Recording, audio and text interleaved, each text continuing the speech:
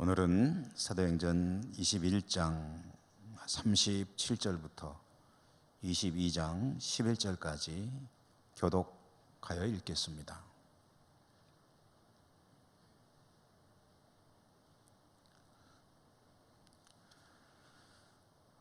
바울을 데리고 영내로 들어가려 할 그때에 바울이 천부장에게 이르되 내가 당신에게 말할 수 있느냐? 이르되 내가 헬라 말을 아느냐?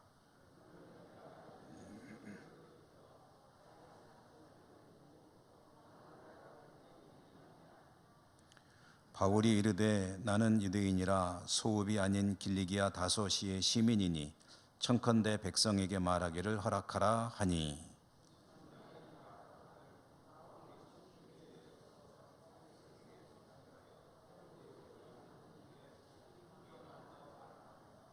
부형들아, 내가 지금 여러분 앞에서 변명하는 말을 들으라.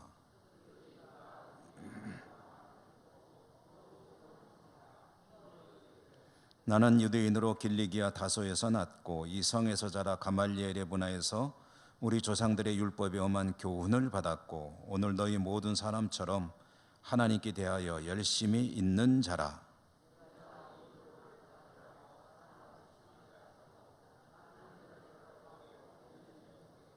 이에 대제사장과 모든 장로들이 내 증인이라. 또 내가 그들에게서 다메섹 형제들에게 가는 공문을 받아가지고 거기 있는 자들도 결박하여 예루살렘으로 끌어다가 형벌받게 하려고 가더니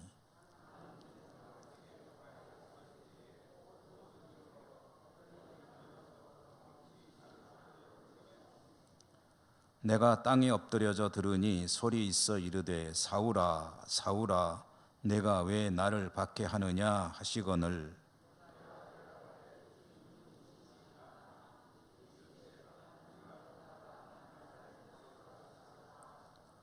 나와 함께 있는 사람들이 빛은 보면서도 나에게 말씀하시는 이의 소리는 듣지 못하더라.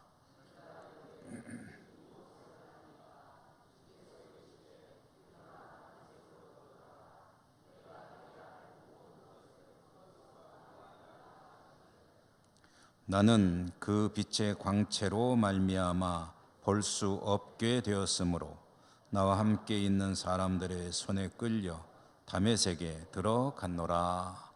아멘. 오늘도 주님 은혜가 함께 하시기를 기원합니다. 신약 성경 읽기 이제 153번째, 또 사도행전으로 따지면 53번째 오늘 주시는 말씀을 함께 읽었습니다. 사도행전을 통해서 우리가 읽어야 하는, 또 들어야 하는 하나님의 음성은 복음이 오늘날 이렇게 확산되기까지 삼위일체 하나님께서 어떻게 일하셨는가, 또 특별히 성령께서 어떻게 사역을 하셨고 교회는 어떻게 쓰임을 받았고 성령이 이끌린 사람들은 어떤 환경 가운데서 어떻게 복음을 증거했고 하나님의 복음은 얼마나 참으로 놀라운 그런 일들 가운데 전파되었나, 그리고 오늘날 이 말씀을 받는 우리는 어떻게 살아야 할까, 우리에게 주시는 말씀이 던지는 메시지는 무엇일까, 이런 것들을 진지하게 생각하면서 이 말씀 속으로 들어가야 합니다.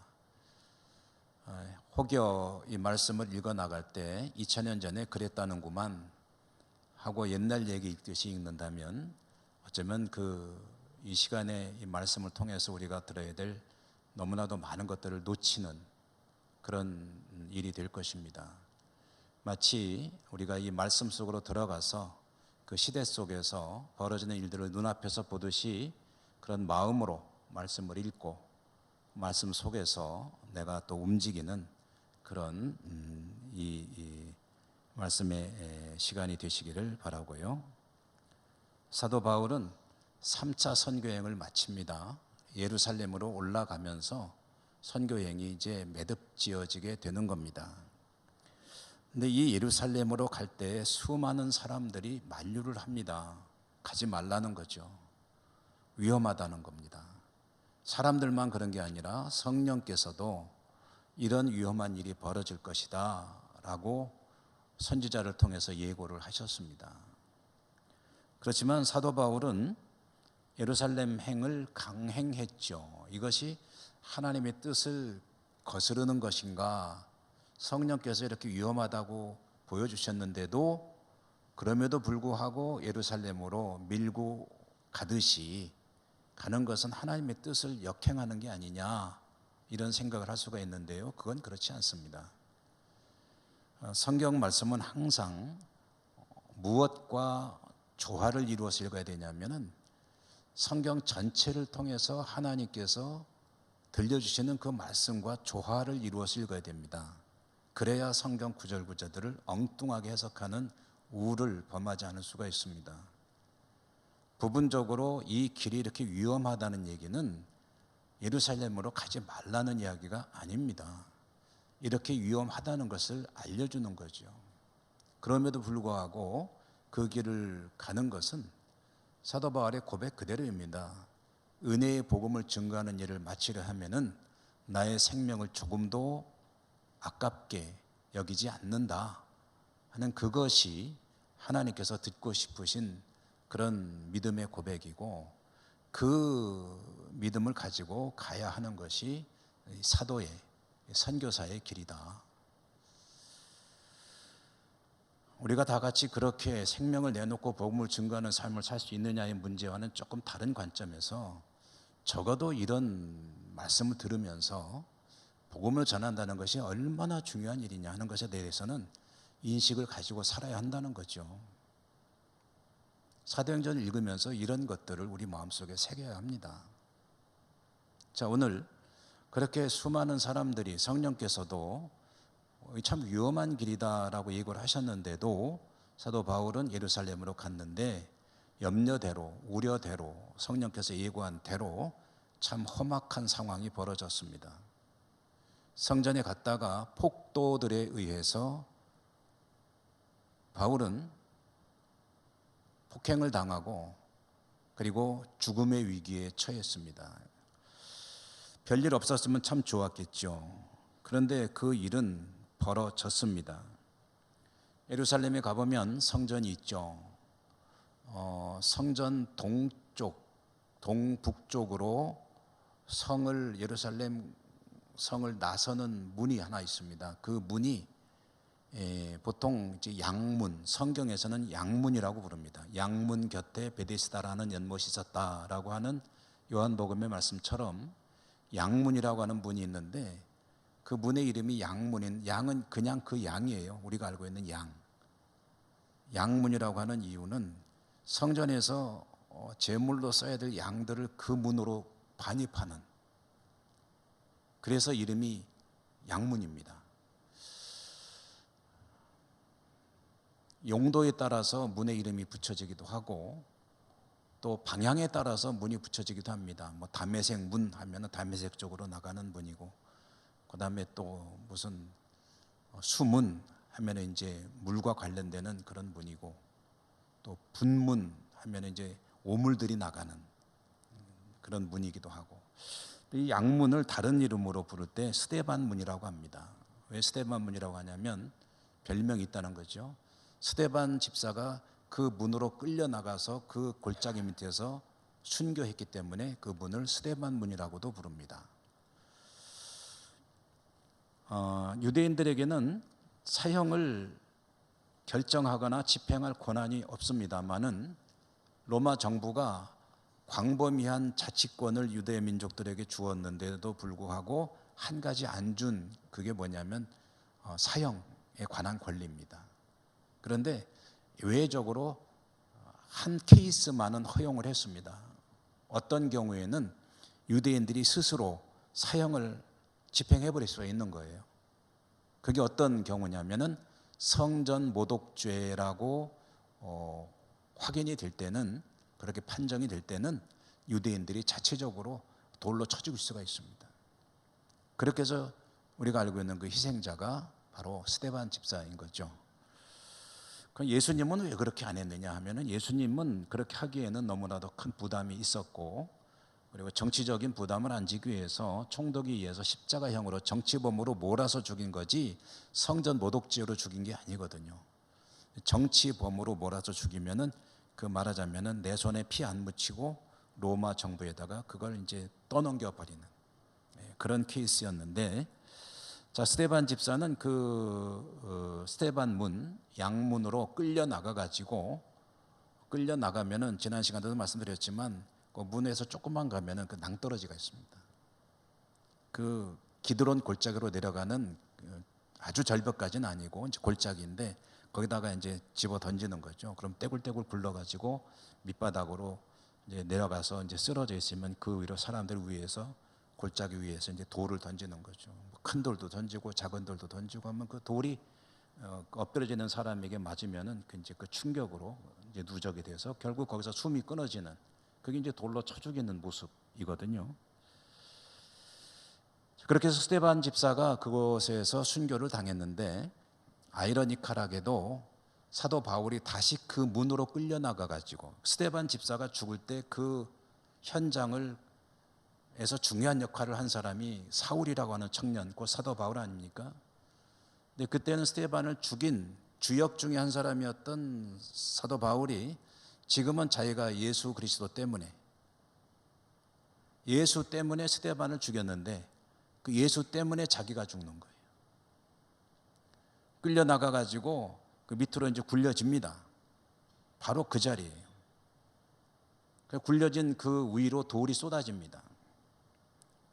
그래서 이제 곧 죽을 지경이 돼 가고 있을 때, 그때 구조의 손길이 닥쳐오는데 로마의 천부장이 달려온 겁니다. 로마의 천부장이면은 1000명의 부하를 거느렸으니까 요즘 군대로 치면은 아마 한 연대장 정도 된다고 보면 될 것 같습니다. 연대장. 그러니까 로마 군에 있어서는 아주 최고 지휘관 중에 한 사람이고, 이 유다 총독이 유다 지역을 다스리기 위해서 이제 군대가 와 있는데 군대에 아마 최고 사령관쯤 되는 사람이라고 보면 될 것 같습니다. 이 천부장이 원래는 어디 있냐면은 그 지중해 변 바닷가 도시인 가이사랴라고 하는 곳에서 주둔하고 있습니다. 로마군 주둔 본부가 가이사랴에 있습니다. 총독도 가이사랴에 있고. 그런데 이 총독이나 로마 군대가 유대인들의 명절이 있지 않습니까? 특별히 3대 명절은 유월절, 오순절, 초막절인데, 이런 명절이 있을 때가 되면은 전 세계에서 유대인들이 다 예루살렘으로 몰려오기 때문에, 이 얘기 여러 차례 드립니다. 전 세계에서 몰려오기 때문에 평상시에 한 2, 3만 명밖에 살지 않는 예루살렘 성에 많을 때는 30만 명까지 이제 꽉 차가지고, 더군다나 사람들이 모이다 보면은 이제 과격한 일이 벌어지게 되고 소요 사태가 벌어지고, 그래서 치안 문제가 아주 심각한 문제로 등장을 합니다. 그래서 총독이 올라올 때도 있고 군대는 뭐 반드시 올라와야 되고요. 가이사랴에서 예루살렘으로 이제 오는 겁니다. 이 천부장이 그 오순절을 맞이해서 로마 군대를 이끌고 이제 예루살렘의 치안을 유지하기 위해서 예루살렘 성으로 왔는데, 그렇게 있던 중에 이제 들은 거죠. 지금 저 스데반 문 양문 밖의 골짜기에서 유대인들이 사람을 죽이고 있다 하는 소식을 들은 겁니다. 그러니까 자기가 지금 치안 책임자로 여기 와 있는데 여기서 사고가 나면 안 되기 때문에 천부장은 헐레벌떡 달려오는 거죠. 이제 로마 군대가 나타납니다. 그래서 바울을 향해 돌을 던지던 사람들이 일단 군대가 나타나니까 스톱했습니다. 천부장이 물어보죠. 도대체 무슨 상황이냐? 왜 이런 짓을 하고 있느냐? 하고 물어보니까 사람들이 이러쿵저러쿵 막 우왕좌왕하면서 설왕설래 떠들어대니까 상황 파악이 안 되잖아요. 천부장이 일단 저 사람을 데리고 연행에 끌고 가자, 병영으로 가자 하고서 이제 쓰러져 있는 사도 바울을 이렇게 세워가지고 군사들이 이제 들쳐메고 갔겠죠. 그렇게 해서 로마군 병영이라고 할 수 있는 안토니아 요새로 끌고 갑니다. 안토니아 요새는 어디냐면은 성전 건물과 붙어 있습니다. 붙어 있는 서북쪽 모서리가 안토니아 요새인데, 그 안토니아 요새는 좀 높기 때문에 이렇게 내려다보면 성전 안에서 벌어지는 상황을 한눈에 다 볼 수가 있습니다. 일종의 이제 뭐라고 그러나요? 이런 거를 적절한 게 될지 모르겠지만 여러분 교도소 같은 데 가면은 높은 그 감시탑이 있잖아요. 감시탑에 내려다 보면은 이제 운동장도 보이고 뭐 이렇게 막사도 보이고 하듯이 안토니아 요새가 그런 곳입니다. 그곳에 로마 군대가 주둔하고 있고 그 위에서 이제 혹시 성전 안에서 무슨 일이 벌어지진 않나 하고 감시하는 곳이거든요. 그곳으로 끌고 가는 겁니다. 바울은 이미 돌로 맞아서 거의 많은 상처를 입었을 것이고 거동이 쉽지 않았을 것으로 봅니다. 그래서 로마 병사들이 그를 들쳐매고 이제 안토니아 요새로 가고 있는 중에 유대인들이 이제 따라오는 거죠. 따라오는 이들의 의도는 뭐겠습니까? 아주 악한 것이죠. 그들은 사도 바울을 이제 죽여라, 없애라 라고 외치면서 따라오고 있습니다. 여러분, 이 광경은 생각해 보면 굉장히 익숙한 모습이죠. 유대인들이 죽여라, 죽여라 하면서 어떤 한 사람을 지목하면서 따라오는 이 광경. 그것은 주님을 십자가에 못 박도록 빌라도에게 재판을 요구하고 빌라도가 바라바를 놔주겠다라고 할 때 바라바를 놔주랴, 이 나사렛 선지자를 놔주랴 할 때 바라바를 놔주라, 빌라도의 예상과는 전혀 다르게 그러면서 그러면 이 사람은 어떻게 하랴, 그러니까 십자가에 못 박으라 라고 했던 그 외치던 그 광경과 별로 다르지가 않죠. 사도 바울은 어찌 보면 주님께서 가신 그 길을 그대로 따라가고 있다고 볼 수 있을 겁니다. 죽음의 길을 가는 것까지 판박이처럼 주님을 닮은 모습으로 이렇게 박해를 받으며 죽음의 길로 가게 되는 사도 바울. 자, 여러분, 여기서 우리가 한 가지 문제를 좀 짚어보고 다음 이야기로 넘어가려고 하는데요. 유대인들이 이렇게 사도 바울을 자기들이 직접 심판하려고 했는데 로마 천부장이 나타나는 바람에 그건 실패했죠. 그리고 이제 천부장이 사도 바울을 데리고 가니까 쫓아가면서 죽여라, 죽여라, 죽여라 하고 외치고 있는데요. 이제 악한 행동이죠. 그들은 도대체 왜 그러는 걸까를 한번 다시 생각해 보려고 합니다. 왜 그러는 건가? 왜 그렇게 사람들이 악하게 구는 건가? 도대체 뭘 잘못했다고 그러나? 그들이 이렇게 악하게 행동하는 근본적인 이유가 뭐냐라고 물어본다면 좀 뜻밖의 대답입니다. 그들은 나름대로 하나님 앞에 충실하겠다고 하는 겁니다. 좀 더 쉽게 말씀드리면 하나님 제대로 믿겠다고 나름대로 애쓰는 거예요. 그런 열정이 있다는 얘기입니다. 그러거나 말거나라고 무관심한 사람들은 이러지 않습니다. 하나님을 위해서 정말 있는 힘을 다하고 하나님 믿는 게 너무나도 중요하기 때문에 그들은 하나님의 율법에 철저한 사람들이고 그러므로 율법을 어기는 사람을 그냥 보지 못하는 겁니다.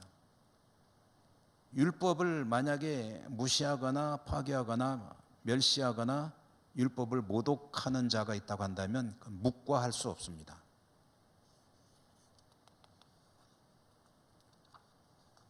하나님 잘 믿겠다는 거라고 말해도 틀리지 않아요. 이렇게 본다면은 그들의 동기는 썩 나빠 보이지 않습니다. 그렇죠? 하나님 잘 믿겠다고 그런 열정이 있기 때문에 하나님 보시기에 적절치 못한, 특별히 하나님의 그 말씀을 저렇게 모독하고 파괴하고 하는 작자를 그냥 둘 수 있느냐 라고 말하는 사람들, 그리고 그것을 행동으로 옮기는 사람들, 그 열정은 사실 엄밀히 보면은 나쁘다고 할 수 없는 것 아니겠느냐. 그러면 그 원인이 뭐냐는 거죠. 사실 그 사람들도 그렇게 나쁜 사람들은 아닌데 도대체 왜 이런 일이 벌어지고 있느냐? 문제가 뭡니까? 그것은 그들의 하나님을 향한 이해가 잘못되어 있기 때문입니다. 하나님을 잘못 알고 있는 거예요. 하나님에 대해서 비뚤어진 시각을 가지고 있는 겁니다. 하나님의 뜻을 오해하고 있는 거예요. 무엇이 하나님께서 원하시는 것인지를 제대로 모르는 겁니다. 그리고 자기들이 하는 게 옳다고 믿는 거예요.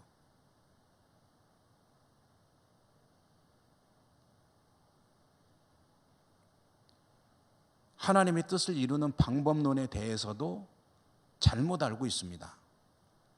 이런 모든 것들이 어우러져 가지고 어떤 결과가 나오냐면 이런 어처구니 없는 상황이 벌어진다는 거예요. 여러분, 우리는 알지 않습니까? 하나님 잘 믿겠다는 사람들이 사도 바울을 돌로 쳐 죽이려고 한다는 것, 그게 도대체 말이 안 되는 거잖아요. 왜 그랬냐? 하나님 잘 믿겠다고 하는데 하나님을 모르는 거예요. 하나님의 뜻을 모르고 있고 하나님의 뜻을 이루는 방법에 대해서도 오해하고 있는 거죠. 하나님을 향해 열정을 갖는다는 것이야 누가 뭐라 그랬습니까? 너무너무 좋은 일이죠. 그런데 그 방향이나 방법이 잘못되어 있다면 그건 참 위험한 일입니다. 대단히 위험한 일이에요. 열정은 있는데 잘못 오해하고 있다면, 차라리 열정이라도 없다면 문제라도 안 일으키지. 본인은 어떻게 될지 모르겠지만.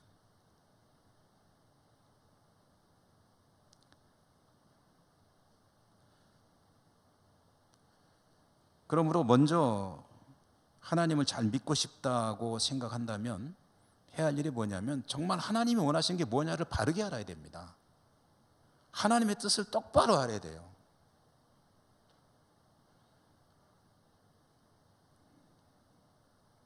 무엇이 하나님께 충실하고 충성하는 것인가를 잘 알 수 있어야 그 다음에 시행착오가 없다는 겁니다. 하나님은 제대로 알지도 못한 채 하나님의 뜻을 엉뚱하게 자기 멋대로 해석을 하고 그 방향으로 자신의 삶을 던져버릴 뿐 아니라 다른 사람까지 미혹하게 만들어 버린다면, 그러면 어떤 결과가 주어지느냐? 하나님의 아들이 처참하게 죽임을 당하는 거예요. 물론 그것을 통해서 하나님의 뜻을 이루셨죠. 하지만 그 과정을 놓고 보면은 하나님까지 죽여버리는 거예요. 잘못 알고 있으면, 그 열정이 삐뚤어지게 발휘가 되면.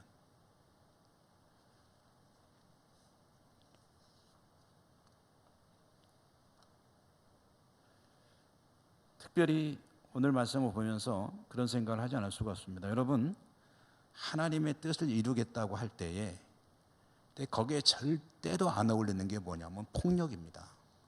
폭력은 하나님의 뜻과는 절대로 조화를 이룰 수가 없습니다. 힘으로 찍어 누르는 것은 하나님의 방법이 아닙니다.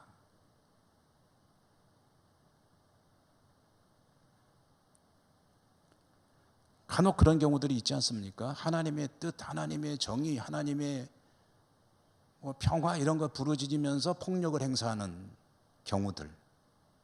기독교 역사에서 보면은 십자군 같은 경우가 대표적인 케이스죠. 중세의 마녀사냥 사람들을 불러 태워 죽이면서 그때 내세운 명분이 여러분 뭡니까? 하나님의 뜻을 지키기 위해서예요. 하나님 뜻을 역행하는 것들을 다 어떻게 해요? 죽여버려야 된다는 거예요. 도대체 그런 하나님 뜻이 도대체 어디서 나온지를 알 수가 없는 거죠.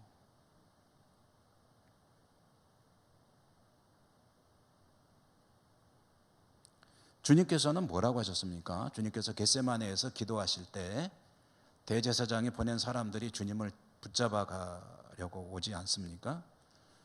몽둥이 들고 칼 들고 그 몰려온 무리들을 향해서 이제 베드로가 칼을 들고 저항하잖아요. 저항하다가 마르코라고 하는 대제사장의 종의 이제 길을 이제 베어버리는 이야기가 성경에 나오지 않습니까? 그때 주님께서 하시는 말씀이 뭡니까? 칼을 든 자는 칼로 망한다. 제가 오늘 말씀을 한 절 읽어드리죠. 마태복음 25장 52, 53, 54절인데요. 한번 읽어드릴 테니까 들어보십시오. 그 장면에 예수님께서 하시는 말씀입니다. 이에 예수께서 이르시되 내 칼을 도로 칼집에 꽂으라. 칼을 가지는 자는 다 칼로 망하느니라. 너는 내가 내 아버지께 구하여 지금 12군단 더 되는 천사를 보내시게 할 수 없는 줄로 아느냐. 내가 만일 그렇게 하면 이런 일이 있으리라 한 성경이 어떻게 이루어지겠느냐 하시더라. 아멘. 그러니까 주님의 말씀은 힘으로 제압하지 못해서가 아니라, 나의 방식은 힘이 아니라 이사야 53장의 고난의 종의 이야기, 그는 아무런 저항도 하지 않았다고 그러죠. 우리는 모두 양 같아서 그릇 행하여 각기 제 길로 갔지만 그는 묵묵히 자신을 내어놓고 그 고난을 그대로 받아들였다. 그게 주님의 방식이다라는 거죠. 힘과 폭력은 적어도 주님을 믿고 사는 사람들이 써야 될 방법이 아닙니다. 방편이 아니에요.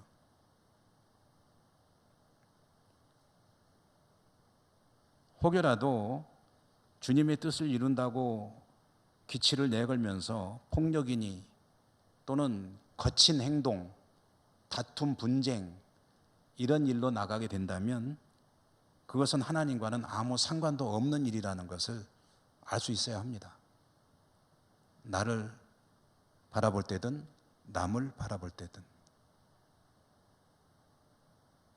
만약에 폭력이나 공격, 거친 방식, 나아가 다툼과 분쟁이 동원된다면 그것은 하나님의 뜻을 이루기 위함이 아니라 자기의 욕구를 이루기 위한 것입니다. 그리고 조금 더 나아가면 거기다가 하나님의 뜻이라는 갖다 착 붙이는 거죠. 하나님 말씀을 교묘하게 왜곡해서 갖다 붙이는 거죠. 그렇게 놓고 그런 상황이 벌어지게 되는 경우가 십자군이고 마녀사냥이고 오늘날도 간혹 볼 수 있는 그런 상황들입니다.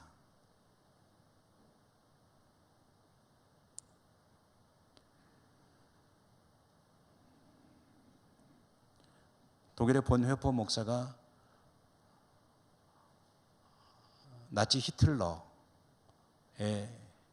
암살 계획에 참여를 했었습니다. 나름대로의 명분이 있었습니다.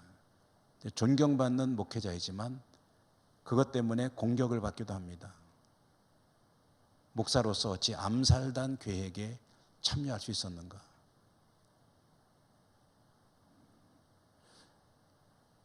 미치광이 운전수가 운전하는 버스에서 수많은 생명을 건지려면 그 미치광이 운전수를 끌어내려야 한다라는 그런 명분이었죠. 그렇지만 폭력을 써서 폭력을 대항하겠다 한 것에 대해서는 동의할 수 없다라고 생각하는 사람들이 상당히 많이 있습니다. 거기에 대해서는 저도 잘 모르겠습니다. 그렇지만 그런 경우가 아니라 누가 봐도 어떤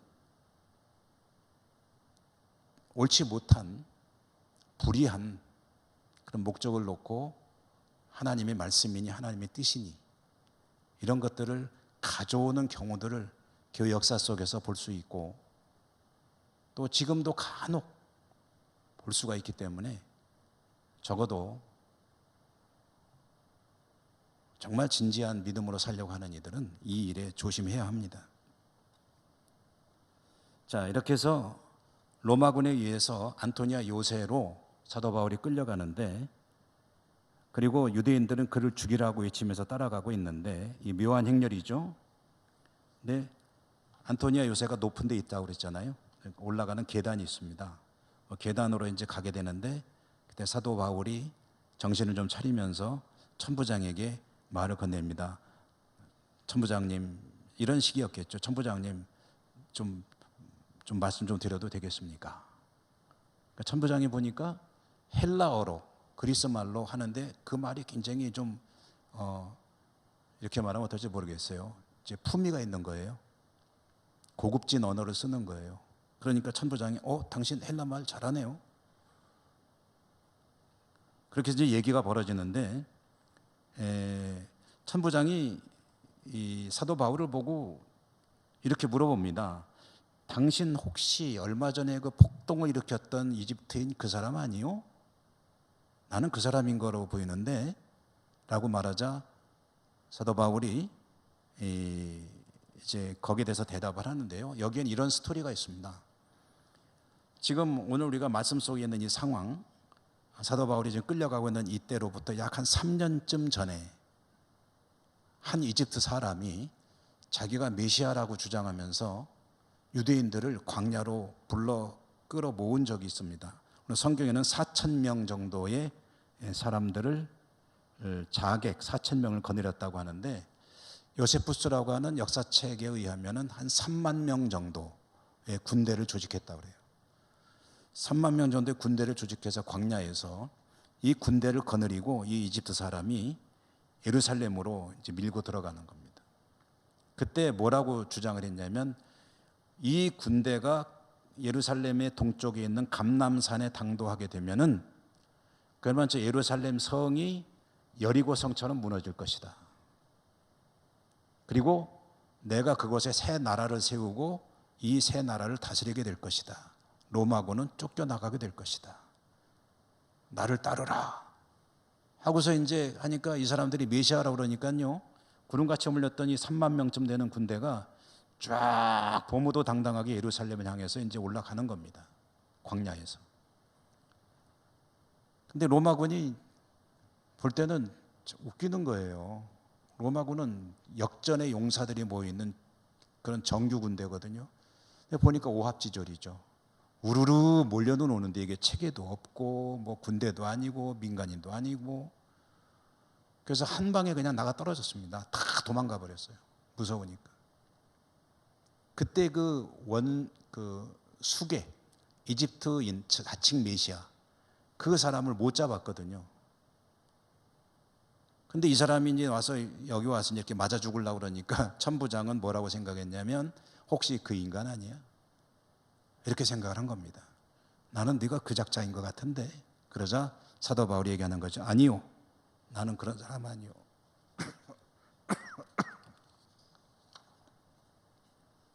나는 유대인이요.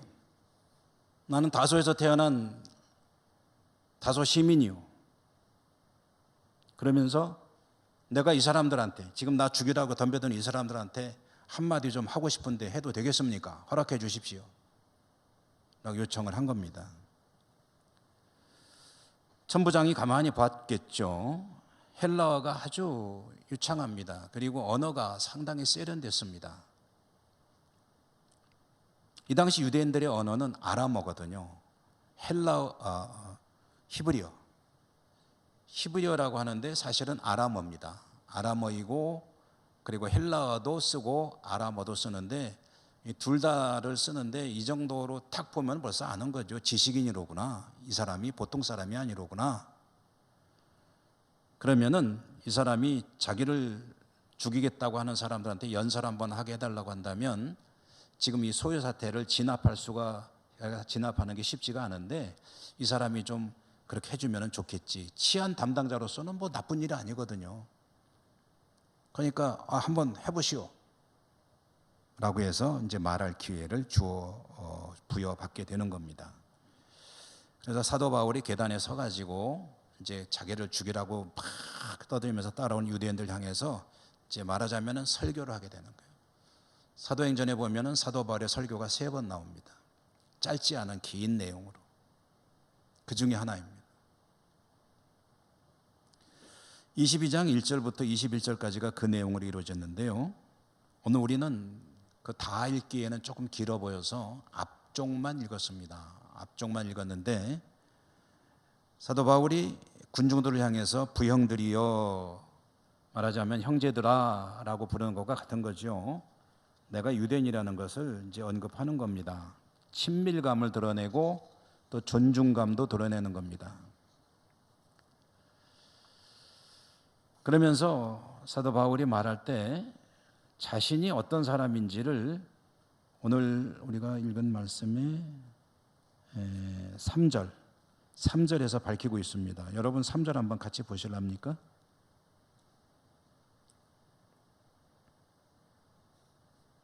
사도 바울이 와글와글 떠들고 있는 사람들한테 좀 조용히 하시오라고 해놓고 이제 연설을, 말하자면 설교를 시작하는데 그 첫 마디가 내가 어떤 사람이냐는 것을 밝히는 내용이다라는 거고요. 3절 한번 같이 읽어보죠. 시작.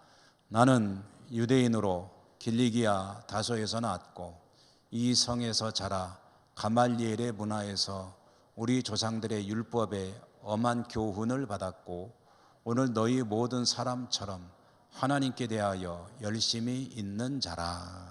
아멘. 자, 오늘 여기서 사도 바울이 자신을 소개하는 내용을 세 가지로 볼 수가 있겠습니다. 첫째는 나는 유대인이요, 두 번째로는 가말리엘의 문화에서 율법 교육 제대로 받은 사람이요, 세 번째로는 하나님께 대하여 열심히 있는 사람이요. 이 얘기는 무슨 얘기입니까? 나 바리새인이야, 나 과거 바리새인이야, 그것도 열심히 넘치는 바리새인이요, 여러분과 다를 바 없는 사람이오시다 라고 말을 하는 겁니다. 자신은 누구보다 율법에 대해 열정을 가진 디아스포라 유대인이고 바리새파 사람이고 그리고 여러분과 생각이 다르지 않은 사람이었는데, 그런데 그 뒤에 내가 왜 이렇게 됐느냐 하는 얘기를 하는 거예요. 일종의 간증입니다. 그러면서 하는 간증이 뭐냐면 자기가 예수라고 하는 사람을 따르던 무리들을 박해하던 중에 다메섹에 있는 또 그 무리들을 어떻게든 압송하려고 가다가 다메섹에 다 당도한 다음에 예수 그리스도를 만났다. 그 얘기를 이제 간증을 하는 겁니다. 그때 주님께서 나타나셔서 내 모든 죄를 사해 주셨다. 그리고 나를 이방인을 위한 사도로 쓰시겠다고 하셨다. 여기까지 얘기할 때 군중들이 듣다가 시끄럽다, 죽여라, 그보다 더 험악한 말도 했겠죠. 다시 소동을 벌이는 겁니다. 오늘 바울의 간증도 중간에 조금 잘라서 읽었고 하기 때문에 혹시 그 뒤가 궁금하신 분들은 그 뒤에 가서 읽어보시면 되겠고요. 바울을 죽이라고 소동을 벌일 때 그 다음 이야기가 어떻게 이어지느냐 하는 것은 다음 수요일에 이어서 읽으면서 보도록 하겠습니다. 오늘 말씀을 통해서 우리가 한 가지만 간략히 다시 확인하고 마치겠습니다. 주님을 믿는 우리들이 우리 신앙이 엉뚱한 방향으로 가지 않도록 정말 힘써야 합니다. 말씀을 바르게 알고 바르게 깨닫고, 만약에 주님을 위해서 열심히 산다고는 사는데 그 방향이 이리 가야 되는데 이리 가고 있으면 열심히 갈수록 이게 멀어지잖아요. 차라리 방향이 틀렸더라도 열심히만 덜 가면 조금 덜 멀어질 텐데, 열심히 있을수록 방향이 잘못되면 더 멀어지죠. 주님께서 원하시는 그쪽과 하나님께서 기뻐하시는 뜻이 무엇인가를 바르게 제대로 하는 일에 힘쓰고, 그리고 또 확인하고 또 확인하고, 이것이 정말 하나님이 기뻐하실 일인가, 정말 하나님께서 원하시는 일인가, 혹시 내 생각, 내 욕구, 내 욕망, 내가 원하는 거기 때문에 이러는 거 아닌가, 여기에 정말 계속해서 스스로를 점검하면서 우리의 믿음을 지켜나가는 우리 모두가 되어야 되겠습니다. 기도하겠습니다. 하나님 감사합니다. 오늘도 사도행전 말씀을 읽었습니다. 가슴 아픈 이야기도 보게 되고 또 저희들을 향해서 하나님께서 또 들려주시는 음성도 듣습니다. 우리의 신앙이 하나님 보시기에 참 기쁘시고 하나님께서 원하시는 방향으로 잘 전개되어져 나가는 그런 은혜가 있도록 더욱 축복해 주시옵소서. 예수님 이름으로 감사하고 기도드립니다. 아멘. 찬송